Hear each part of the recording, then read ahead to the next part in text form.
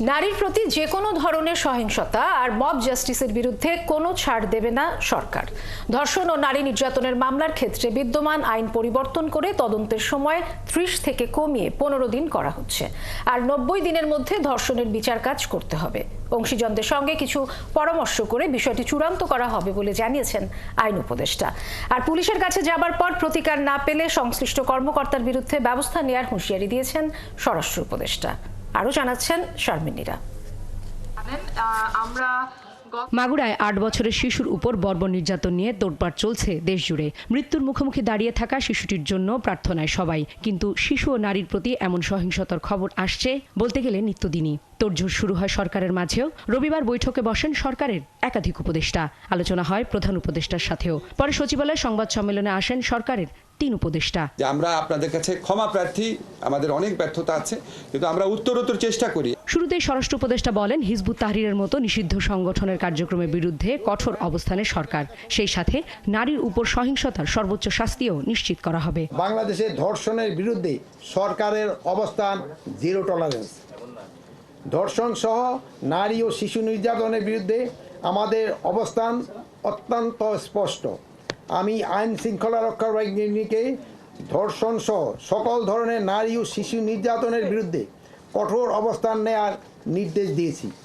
এ যাবৎ নারীদের প্রতি যত সহিংসতা হয়েছে সেগুলির তালিকা করে দ্রুত তদন্ত সম্পূর্ণপূর্বক আদালতে প্রতিবেদন দাখিলের নির্দেশ দিয়েছি।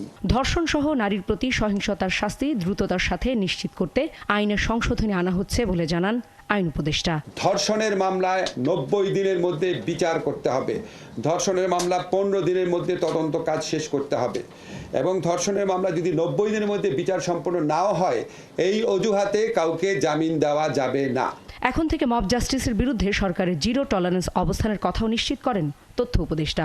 যিনি অপরাধ করেন না কেন, যিনি মব জাস্টিস করেন না কেন, তিনি ধর্মীয় হন, নিধার্মিক হন, ধার্মিক হন, যেই হন না কেন, তাকে আমরা আইনের আওতায় নিয়ে আসার ক্ষেত্রে আজকে থেকে সিদ্ধান্ত নিয়েছি। দেশ জুড়ে চাঁদাবাজি ও ছিনতাই কঠোরভাবে প্রতিরোধের ব্যবস্থা নিতে আইন শৃঙ্খলা রক্ষাকারী বাহিনীকে নির্দেশ দেওয়া হয়েছে বলে জানানো হয় সংবাদ সম্মেলনে। পুলিশের কাছে গেলে যদি প্রতিকার না পায়, আপনারা ওটা আমার নজরে আনবেন, আমি সেই পুলিশের বিরুদ্ধে ব্যবস্থা নেব। শারমিনীরা, 71, ঢাকা। মাগুরায় 8 বছরের শিশু ধর্ষণের ঘটনায় দায়ের করা মামলার বিচার 180 দিনের মধ্যে শেষ করার নির্দেশ দিয়েছে হাইকোর্ট। নারী ও শিশু নির্যাতন দমন ট্রাইব্যুনালকে এই নির্দেশনা বাস্তবায়ন করতে বলা হয়েছে। এছাড়া শিশুটির ছবি, ভিডিও ও পরিচয় শনাক্তকরণের সব বিষয়াদি দৈনিক পত্রিকা, অনলাইন নিউজ পোর্টাল এবং সব সামাজিক মাধ্যম থেকে 24 ঘন্টার মধ্যে অপসারণের নির্দেশ দিয়েছে আদালত। মিল্টন আনোয়ার জানাচ্ছেন বিস্তারিত। মাগুরায় ধর্ষণের শিকার শিশুটি গুরুতর অবস্থায় সিএমএইচে চিকিৎসাধীন। নৃশংস এই ঘটনায় বিভিন্ন গণমাধ্যমে প্রকাশিত প্রতিবেদন সোমবার সকালে আদালতের নজরে আনেন সুপ্রিম কোর্টের 2 আইনজীবী। আদালত সে সময় দুপুর 12টার মধ্যে শিশুটির ছবি, ভিডিও ও পরিচয় শনাক্তকরণের সকল বিষয়াদি দৈনিক পত্রিকা, অনলাইন নিউজ পোর্টাল এবং সব যোগাযোগ মাধ্যম থেকে অপসারণের নির্দেশ দেয়। জানান 12টার পর আবারও শুনানি হবে। বিটিআরসি এবং সাইবার পুলিশকে বলা হয়েছে যাতে যে সমস্ত আইটেম, কন্টেন্ট, নাম, ছবি অথবা ভিডিও এইগুলোকে রিমুভ করতে, যাতে একে আইডেন্টিফাই করা না যায়। ওই নারী ও শিশু নির্যাতন দমন আইনের 14 ধারা যাতে লঙ্ঘন না হয়, সেই ধারাটা যাতে কমপ্লাই হয়, সেইটার জন্য এনশিওর করার জন্য বলা হয়েছে। দুপুরে দ্বিতীয় দফা শুনানি শেষে বিচারপতি ফারা মাহবুব ও বিচারপতি দেবাশিস রায়চৌধুরীর হাইকোর্ট বেঞ্চ ছবি সরানোর জন্য 24 ঘন্টা সময় বেঁধে দেন। সেই সাথে 180 দিনের মধ্যে এই মামলার বিচার শেষ করার নির্দেশ দেন। শিশুটি ও তার বোনের নিরাপত্তা নিশ্চিত করার নির্দেশ দেন আদালত। একটা রেপ ভিকটিমের আইডেন্টিটি যেন কোনো অবস্থাতেই যেন ডিসক্লোজ না থাকে, এটা আইনের লঙ্ঘন হচ্ছে। আর এটাকেই যেন বাস্তবায়ন করা হয়, তার জন্য প্রত্যেকটা গভর্নমেন্ট এন্টিটিকে কোর্টের উপর থেকে একটা ডাইরেকশন দেওয়া হলো। কোর্ট যখন দেখলো আইনের ভিতরে 180 দিন দেওয়া আছে, কোর্ট সেটাকে আর ট্রাভেল বাইপাস করতে পারলো না। তার জন্য কোর্ট বলে 180 দিনের মধ্যেই যেন কমপ্লাই করতে হয়, 180 দিনের মধ্যে যেন বিচারটা শেষ করা হয়। এদিকে সুপ্রিম কোর্টে বিএনপিপন্থী আইনজীবীরা জানান, ধর্ষণের মামলায় বাদী ও তার পরিবারকে সহায়তা দেবে দলটি। এই ভিকটিমকে অর্থাৎ তার পরিবারকে, তার মা যে একটা মামলা দায়ের করেছেন, এই আইনগতভাবে বিএনপির পক্ষ থেকে সমস্ত আইনগত পদক্ষেপ এবং আইনি সহায়তা দেওয়ার সিদ্ধান্ত গ্রহণ করা হয়েছে এবং এই জন্য মাগুরাতে বিএনপির পক্ষ থেকে একটা আইনজীবী প্যানেলও গঠন করা হয়েছে। মাগুরায় বোনের বাড়িতে বেড়াতে গিয়ে ভগ্নিপতির সহায়তায় বোনের শ্বশুর শিশুটিকে ধর্ষণ করে, পরে ঘটনাটি ধামাচাপা দিতে হত্যা চেষ্টা চালায়। আশঙ্কাজনক অবস্থায় শিশুটিকে ঢাকায় আনা হয়। এরই মধ্যে বোনের স্বামী ও শ্বশুরসহ 3 জনকে আটক করেছে পুলিশ। মিল্টন আনোয়ার, ৭১, ঢাকা। নারীর প্রতি সহিংসতা ও ধর্ষণের প্রতিবাদে উত্তাল ঢাকা বিশ্ববিদ্যালয় সহ বিভিন্ন শিক্ষা প্রতিষ্ঠান। ক্যাম্পাসে ক্যাম্পাসে চলছে শিক্ষক শিক্ষার্থীদের প্রতিবাদ সমাবেশ। ঢাকা বিশ্ববিদ্যালয়ের বিভিন্ন বিভাগ থেকে বের হয়েছে প্রতিবাদ মিছিল। অপরাজেয় বাংলার সামনে প্রতিবাদ সমাবেশ করেছে ঢাকা বিশ্ববিদ্যালয়ের শিক্ষার্থীরা। এসব কর্মসূচিতে প্রতিবাদী বক্তব্যের পাশাপাশি ধর্ষণের ঘটনায় দ্রুত বিচারের দাবিতে সোচ্চার শিক্ষকরাও। ধর্ষকদের দ্রুত বিচার নিশ্চিত ও নারীর নিরাপত্তা দিতে রাষ্ট্রকে কার্যকরী পদক্ষেপ নেওয়ার আহ্বানও জানিয়েছেন তারা। বিস্তারিত জানাচ্ছেন মাইনুল মারুফ। স্লোগানে উত্তাল ঢাকা বিশ্ববিদ্যালয় ক্যাম্পাস। ক্লাস পরীক্ষা বর্জন করে কেউ কেউ নেমেছেন প্রতিবাদ মিছিলে। দাবি ধর্ষকের বিচার, নারীর প্রতি সহিংসতার বিচার। সকাল থেকে ঢাকা বিশ্ববিদ্যালয়ের বিভাগভিত্তিক প্রতিবাদ মিছিল হয় ক্যাম্পাস জুড়ে। একের পর এক খণ্ড মিছিল দেখা যায় টিএসসি, অপরাজয় বাংলা সহ বিশ্ববিদ্যালয়ের আনাচে কানাচে। ধর্ষণ মহামারী আকার ধারণ করছে। এটা ন্যায্য বিচার হইলে এবং দ্রুত বিচার হইলে এটা কমানো সম্ভব। আমার সাথে যে কোনো সময় যে কোনো কিছু হতে পারে, আমার বোনের সাথে যে কোনো সময় যে কোনো কিছু হতে পারে। এমন অবস্থায় আমি কিভাবে আমি আমার দৈনন্দিন জীবন কাটাবো। প্রতিবাদ মিছিল থেকে দাবি ওঠে ধর্ষকের দ্রুত সাজা ও ঘরে বাইরে নারীর নিরাপত্তা নিশ্চিতের। এ সময় রাজু ভাস্কর্য, অপরাজয় বাংলা, কার্জন হল এলাকায় সমাবেশ করে শিক্ষার্থীরা। ধর্ষকদের নামে হয়তো মামলা হয় না, মামলা হওয়ার পরেও কয়েকদিন পর তাদের আমরা জামিন দেখি। ধর্ষকদের একমাত্র শাস্তি হতে পারে তাদেরকে মৃত্যুদণ্ড দেয়া হোক। একদম ইনস্ট্যান্ট ফাঁসি। ধর্ষকদের কোনো ফাঁসির জন্য কোনো ওয়েট করতে হবে না। তারা যদি দোষী সাব্যস্ত হয় তাহলে তাদেরকে সঙ্গে সঙ্গে ফাঁসি দিতে হবে। এদিন সকালে অপরাজয় বাংলার সামনে বিশ্ববিদ্যালয় শিক্ষক নেটওয়ার্কের ব্যানারে প্রতিবাদ সমাবেশে যোগ দেন বিশ্ববিদ্যালয়ের শিক্ষক শিক্ষার্থীরা। শিক্ষা প্রতিষ্ঠানে শিক্ষক ও শিক্ষার্থীদের সমন্বয়ে স্বাধীন যৌন নিপীড়ন বিরোধী সেল গঠন সহ 9 দফা দাবি তুলে ধরেন তারা। ধর্ষণের ঘটনার বিচারের জন্য আলাদা ট্রাইব্যুনাল গঠন করতে হবে। সংশ্লিষ্ট অংশীজনের মতামতের ভিত্তিতে ধর্ষণ ও নারী নিপীড়ন প্রতিরোধের আইনসমূহে প্রয়োজনীয় যৌক্তিক সংযোজন, বিয়োজন ও সংশোধন করতে হবে। এই পুরুষতন্ত্র ভাঙ্গাও একটা জরুরি বিষয় হয়ে দাঁড়াচ্ছে। তাছাড়া আমরা ধর্ষণ বলেন কিংবা নারী নির্যাতন, সেটা আমরা বেরোইতে পারবো না আর কি। অন্যদিকে নারী নিপীড়নের বিরুদ্ধে জিরো টলারেন্স সহ 4 দফার দাবি তুলে ধরেন শিক্ষকরা। বিশ্ববিদ্যালয় ক্যাম্পাসগুলোতে নারীর চলাচল এবং তার স্বাধীন বিচরণের ক্ষেত্রে যে নৈতিক পুলিশগিরি এবং কন্ট্রোল বা নিয়ন্ত্রণ চালু করা হচ্ছে তার বিরুদ্ধে অবস্থান পরিষ্কার করতে হবে। গণ অভ্যুত্থানের পরে যে সরকার এসেছে তাদের যে দায়িত্বগুলো তাদের পালন করার কথা ছিল, সেই দায়িত্বগুলো তারা ঠিক মতো পালন করতে সক্ষম হচ্ছে না। তাদের দুর্বলতা প্রতিদিনই প্রকটভাবে প্রকাশিত হচ্ছে। নারীর উপরে নির্যাতন, অন্যান্য লিঙ্গের উপরে নির্যাতন, দুর্বলের উপরে নির্যাতন, এগুলি রুখে দাঁড়ালে ঠেকানো যায়। আমরা তো অসম্ভব সম্ভব করে দেখাইনি 5 আগস্ট। তাহলে আবার কেন আমরা এগুলি এই সোসাইটিতে ঘটতে দেখছি? এটা আমাদেরকে বন্ধ করতে হবে একসাথে রুখে দাঁড়িয়ে। এদিকে ঢাকা বিশ্ববিদ্যালয় ছাড়াও বুয়েট ও অন্যান্য বেশ কয়েকটি শিক্ষা প্রতিষ্ঠানে ধর্ষণের প্রতিবাদে বিক্ষোভ ও মানববন্ধন করেছেন শিক্ষার্থীরা। মাইনুল মারুফ, ৭১, ঢাকা। ধর্ষণ ও নারীর প্রতি সহিংসতার প্রতিবাদে ক্লাস পরীক্ষা বর্জন করে বিক্ষোভ করেছেন রাজশাহী বিশ্ববিদ্যালয়ের শিক্ষার্থীরা। এ সময় তারা বিশ্ববিদ্যালয়ের প্রধান ফটকের সামনে মহাসড়ক অবরোধ করে আলাদা কমিশন গঠনের মধ্য দিয়ে ধর্ষকের সর্বোচ্চ শাস্তি নিশ্চিতের দাবি তোলেন। মেহেদী হাসানের তোলা ছবিতে রাশিদুল হক রুশোর প্রতিবেদন। রবিবার সকালে ধর্ষণ ও নারীর প্রতি সহিংসতার প্রতিবাদে ক্লাস পরীক্ষা বর্জন করে বিভিন্ন বিভাগ থেকে খণ্ড খণ্ড মিছিল নিয়ে ক্যাম্পাসের প্যারিস রোডে আসতে থাকেন রাজশাহী বিশ্ববিদ্যালয়ের শিক্ষার্থীরা। এ সময় বিভিন্ন স্লোগানে মুখর হয়ে ওঠে ক্যাম্পাস চত্বর। পরে তারা বিশ্ববিদ্যালয়ের প্রধান ফটকের সামনে মহাসড়ক অবরোধ করে ধর্ষণ ও নারীর প্রতি সহিংসতার প্রতিবাদ জানান। আজকে ধর্ষণের জন্য আমাদেরকে বিচার চাইতে হচ্ছে, এটা খুবই লজ্জাজনক। নারী হিসেবে আমি লজ্জিত। বিভিন্ন ধর্ষণের ঘটনা ঘটে আসছে, কিন্তু অপরাধীরা বিভিন্নভাবে আইনের ফাঁক দিয়ে বের হয়ে যায়। একটা ধর্ষকের শাস্তি মৃত্যুদণ্ড ছাড়া কিছু হতে পারে না, সেখানে দ্বিতীয় কোনো অপশন থাকাই উচিত। এ সময় তারা জানান, ধর্ষণ ও নারীর প্রতি সহিংসতার দায় বর্তমান সরকারকেই নিতে হবে।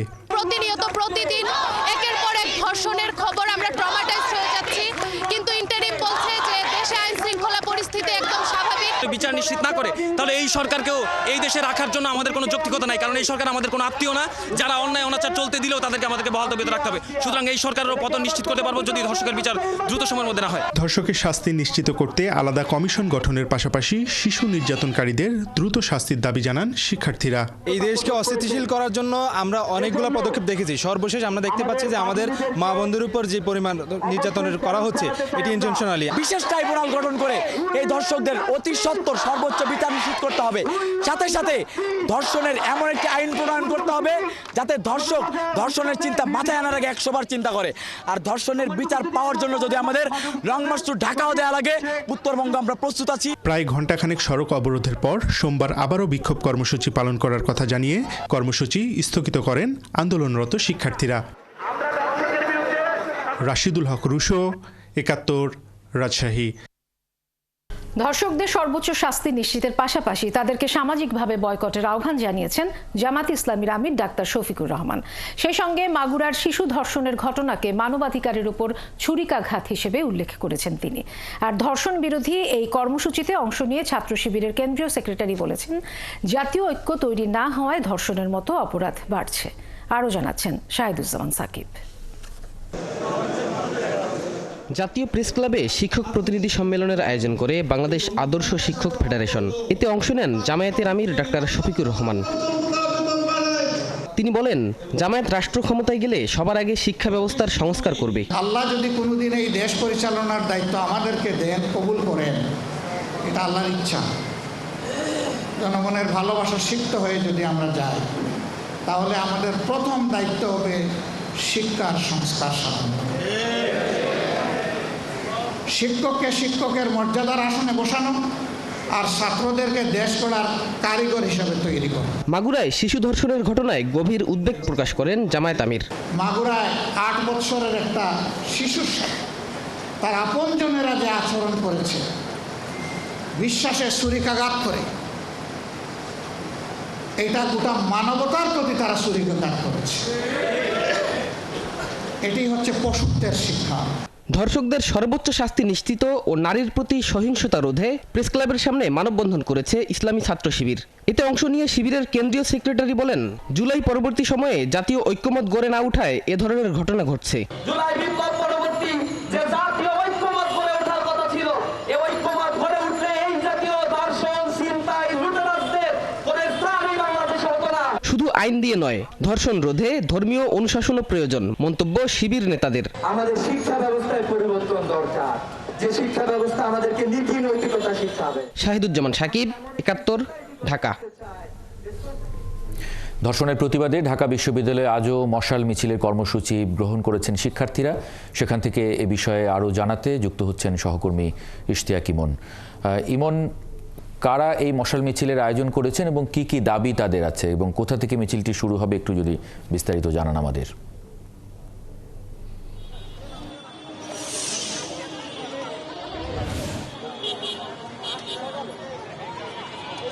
ধন্যবাদ মাহবুব। আসলে বেশ কয়েকটি আলোচিত ঘটনার পরেই, বিশেষ করে মাগুরাতে 8 বছরের শিশু ধর্ষণের শিকার হওয়ার পর থেকেই কিন্তু দেশ জুড়ে এক ধরনের তোলপাড় শুরু হয়েছে। বিশেষ করে প্রতিটি বিশ্ববিদ্যালয় ক্যাম্পাসে কিন্তু আমরা দেখতে পেয়েছি যে গতকাল রাত থেকেই কিন্তু এই মশাল মিছিল থেকে শুরু করে বিক্ষোভ, প্রতিবাদ, সমাবেশ এগুলো কিন্তু চলছে দিনভর। শুধুমাত্র যে বিশ্ববিদ্যালয় ক্যাম্পাস নয়, রাজনৈতিক দল থেকে চায়ের দোকান সব জায়গাতেই আমরা দেখতে পাচ্ছি যে একই আলোচনা চলছে এবং মানুষ কিন্তু ক্ষোভ প্রকাশ করছে। তারই ধারাবাহিকতায় আজ ধর্ষণ বিরোধী মঞ্চ, এটি মূলত ঢাকা বিশ্ববিদ্যালয়ের সাধারণ শিক্ষার্থী, শিক্ষক থেকে শুরু করে সাধারণ মানুষ সবাই এই মঞ্চে উপস্থিত হবেন এবং 7:30 অর্থাৎ আরও 15 মিনিট সময় বাকি আছে তারা এই মশাল মিছিলটি করবেন।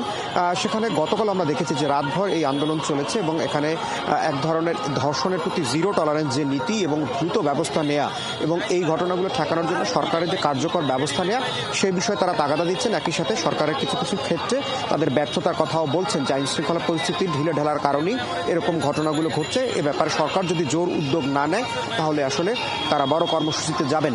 কিছুক্ষণের মধ্যেই তারা জড়ো হবেন এবং রাজু ভাস্কর্যে অর্থাৎ ঢাকা বিশ্ববিদ্যালয়ের সন্ত্রাস বিরোধী রাজু ভাস্কর্যের পাদদেশ থেকে তারা এই মশাল মিছিলটি নিয়ে শাহবাগ এলাকা প্রদক্ষিণ করার কথা রয়েছে। যেহেতু আরও কিছু সময় বাকি আছে, ইফতারের পরের সময় সবাই আস্তে আস্তে জড়ো হচ্ছেন এবং আমরা দেখতে পেয়েছি যে এর মধ্যে যদি আমি একটু দেখাই যে অনেকেই এসেছেন, বসে আছেন, আশেপাশে জড়ো হচ্ছেন। যেহেতু তাদের নির্ধারিত সময় এখানে অনেকেই যুক্ত হবেন, সেখানে তারা এই ধর্ষণের বেশ কয়েকটি আলোচিত ঘটনাই ঘটেছে এবং এই ঘটনাগুলো যে কেন বন্ধ করা যাচ্ছে না সেই বিষয়ে তারা প্রশ্নটা তুলছেন এবং একই সাথে 8 বছরের যে শিশুটি ধর্ষণের শিকার হয়েছে, নির্যাতনের শিকার হয়েছে, সেই ঘটনায় খুব দ্রুত ব্যবস্থা নেওয়ার কথা বলছেন, অর্থাৎ ধর্ষকদের খুব দ্রুত আইনের আওতায় আনা। এবং ইশতিয়াক ইমন, মিছিলটি যখন শুরু হবে নিশ্চয়ই আপনার মাধ্যমে তখন আমরা আরেকবার একটু দর্শকদের এই কর্মসূচিটি দেখানোর চেষ্টা করব। অনেক ধন্যবাদ যুক্ত হবার জন্য ঢাকা বিশ্ববিদ্যালয় থেকে। আগামী সংসদ নির্বাচনে অংশ নিতে ইচ্ছুক নতুন দলগুলোকে নিবন্ধন নেয়ার জন্য আবেদন আহ্বান করতে যাচ্ছে নির্বাচন কমিশন। এজন্য সোমবার গণবিজ্ঞপ্তি জারি করা হবে। এছাড়া এনআইডি সেবা ইসির অধীনে রাখতে সরকারকে চিঠি দিয়েছে ইসি। রোববার ইসির অতিরিক্ত সচিব KM আলী নেওয়াজ বিষয়টি নিশ্চিত করেছেন। তিনি বলেন, সোমবার নতুন দলগুলোর কাছ থেকে নিবন্ধন আবেদন আহ্বানের জন্য গণবিজ্ঞপ্তি জারি করার সিদ্ধান্ত হয়েছে। এরই মধ্যে কমিশন এই সিদ্ধান্ত অনুমোদন দিয়েছে। আবেদন করা যাবে 20 এপ্রিল পর্যন্ত। এছাড়া এনআইডি সেবা ইসির অধীনে রাখতে সরকারকে চিঠিও দিয়েছে কমিশন। এ সংক্রান্ত একটি চিঠি নির্বাচন কমিশনের সিনিয়র সচিব আখতার আহমেদ সই করে মন্ত্রিপরিষদ বিভাগে পাঠিয়েছেন। এদিকে নির্বাচনী প্রতীক আম নিয়ে দ্বন্দ্ব সমাধানে আবারও নির্বাচন কমিশনে গেছেন ন্যাশনাল পিপলস পার্টি NPPর 2 অংশ।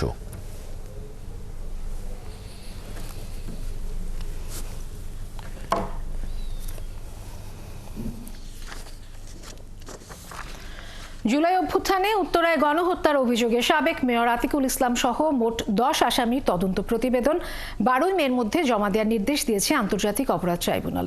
রবিবার বিচারপতি মোহাম্মদ গোলাম মুর্তজা মজুমদারের নেতৃত্বাধীন ট্রাইব্যুনাল এই আদেশ দেন। সেই সাথে সাবেক ওসি মজিবুর রহমানকে 16 মার্চ ও সাবেক এসি জাবেদ ইকবালকে 18 মার্চ জিজ্ঞাসাবাদের অনুমতি দিয়েছে ট্রাইব্যুনাল। আতিকুল ইসলাম ছাড়া এই মামলায় বাকি আসামিরা হলেন উত্তরা পূর্ব থানা আওয়ামী লীগের শিক্ষা বিষয়ক সম্পাদক শাহিনুর মিয়া, উত্তরা পশ্চিম থানা বিষয়ক আওয়ামী লীগের সভাপতি মনোয়ার ইসলাম চৌধুরী রবিন, গাজীপুর মহানগর আওয়ামী লীগের সাংগঠনিক সম্পাদক আব্দুল্লাহ আল মামুন মণ্ডল, উত্তরা 6 নম্বর সেক্টর আওয়ামী লীগের সভাপতি বশির উদ্দিন, মহানগর উত্তরের 1 নম্বর ওয়ার্ড যুবলীগের সভাপতি দেলোয়ার হোসেন রুবেল। তাদের প্রত্যেকের বিরুদ্ধে জুলাই আগস্ট গণহত্যার সময় সরাসরি অংশগ্রহণ সহ নির্দেশ দেওয়ার অভিযোগ আনা হয়েছে। এদিন 3 জন পুলিশ সদস্যের বিরুদ্ধে নতুন করে গ্রেফতারি পরোয়ানা জারি করেছে বিশেষ আদালত।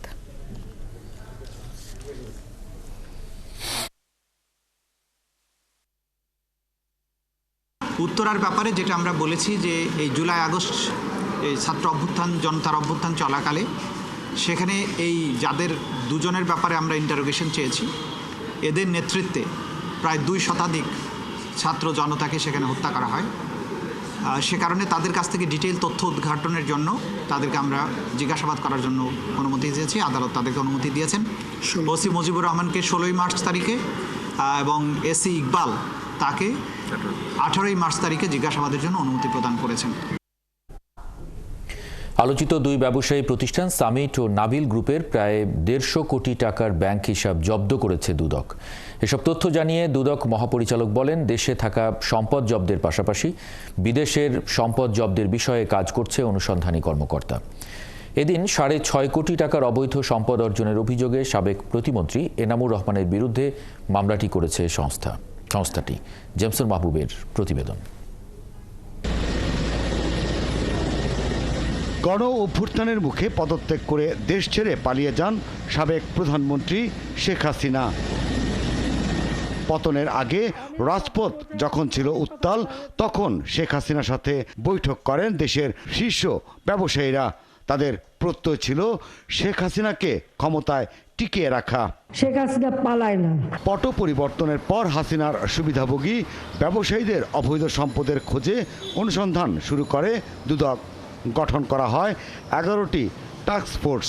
টাস্কফোর্সের সদস্যরা সুবিধাভোগী ব্যবসায়ীদের দ্বারা পাচার হওয়া টাকা ফিরিয়ে আনার পাশাপাশি কাজ করছেন তাদের ব্যবসা প্রতিষ্ঠান ও সহযোগীদের দেশে থাকা সম্পদ স্থানান্তর বা হস্তান্তর রোধে।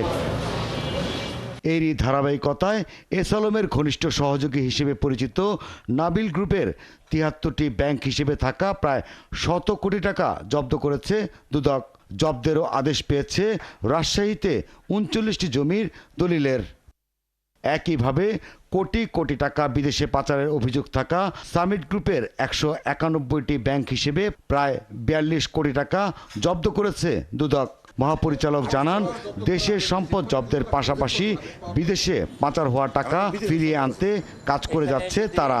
নাবিল গ্রুপের 73টি ব্যাংক হিসাবে 98 কোটি টাকা ও সামিট গ্রুপের 191টি ব্যাংক হিসাবে 41 কোটি টাকা অবরুদ্ধ করার নির্দেশ পাওয়া গেছে আদালত থেকে। দেশগুলোতে যেগুলি অবরুদ্ধ আছে সেগুলি মামলা নিষ্পত্তি না হওয়া পর্যন্ত অবরুদ্ধকৃত অবস্থায় থাকবে। জব্দকৃত সম্পদের মধ্যে যদি কোনো সম্পদ দেশের বাইরে থেকে থাকে তাহলে সেই সংক্রান্তে আমাদের অনুসন্ধান টিমের পক্ষ থেকে মিউচুয়াল লিগ্যাল অ্যাসিস্ট্যান্স রিকোয়েস্ট পাঠানো হবে। এদিকে 6 কোটি 50 লাখ টাকা জ্ঞাত আয় বহির্ভূত সম্পদ অর্জন ও 5টি ব্যাংক হিসেবে 12 কোটি 69 লাখ টাকা অস্বাভাবিক লেনদেনের অভিযোগে সাবেক দুর্যোগ ও ত্রাণ প্রতিমন্ত্রী এনামুর রহমানের বিরুদ্ধে মামলা করেছে দুদক। জেমস মাহবুব, 71, ঢাকা। প্রতি বছরের মতো এবার ঈদেও বেতন বোনাস পরিশোধ নিয়ে চিন্তিত গার্মেন্টস মালিকরা। সরকারের গোয়েন্দাদের তথ্যে এবার বেতন বোনাস পরিশোধ ঝুঁকিতে আছে 246টি গার্মেন্টস কারখানা। এর মাঝে অতি ঝুঁকিপূর্ণ আছে 34টি। তবে 500টি কারখানাকে ঝুঁকির তালিকায় রেখে শ্রমিকদের বেতন বোনাস পরিশোধ নিয়ে কাজ করছে মালিক সংগঠন বিজিএমই এর 15টি টিম। জাহিদুল ইসলামের প্রতিবেদন। মাঝারি আকারের এই পোশাক কারখানায় কাজ করেন প্রায় 800 শ্রমিক। প্রতি মাসের 10 তারিখের মধ্যে বেতন পেলেও এবার ঈদ বোনাস পাবেন কিনা অথবা পেলেও কবে, সেই অনিশ্চয়তায় শ্রমিকরা। বেতন পাবো 8 তারিখ কিংবা 9 তারিখ, বোনাস কবে পাবো এটা বলতে পারি না। নির্ধারিত সময় জানতে পারতাম তো অমুক তারিখে পাবো, তাহলে আমাদের ছেলে মেয়ে সন্তান নিয়ে আমরা ঠিকঠাক মতো মার্কেট করতে পারতাম। কারখানা মালিক বলছেন সব দিক থেকে উৎপাদন খরচ বেড়েছে, আর 2 দফায় শ্রমিক মজুরি বেড়েছে 60% মতো। এমন অবস্থায় ধারদানা করে মজুরি দিয়ে চালানো হচ্ছে কারখানা। অন্যদিকে রপ্তানির বিপরীতে প্রণোদনাও মিলছে না। সব মিলিয়ে এবার বেতন এবং বোনাস পরিশোধ নিয়ে তিনিও দুশ্চিন্তায়। প্রাইস বৃদ্ধি হচ্ছে না, অথচ আমাদের কস্টিং বেড়ে যাচ্ছে। বিশাল গ্যাপ হয়ে যাচ্ছে। কিন্তু প্রতি মাসে যে আমরা বেতন দিয়ে আসতেছি সেটাই তো কষ্ট হচ্ছে। সেটা করতে গিয়েই কিন্তু ধার দেনা হচ্ছে এখন।